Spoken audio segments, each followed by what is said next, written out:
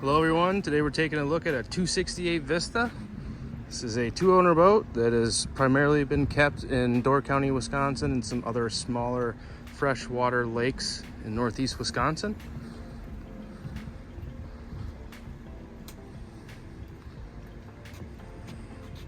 All right, here we are aboard this 2001 Four Winds 268 Vista, no drama. This boat is equipped with the 5.0 Volvo inboard outboard, capable of get you up on plane, maybe do a little bit of light towing. And then you have the helm there with a very ergonomic binnacle, a bolster seat, nice little walk-through windshield. This boat does have a bimini on it and a little cabin space, which is great for a small family or maybe a couple to do a little overnighting. This does have some camper canvas, nice little head space, and an aft sleeping area. You can give us a call at 920-746-8200 to schedule your showing today. Thanks for watching.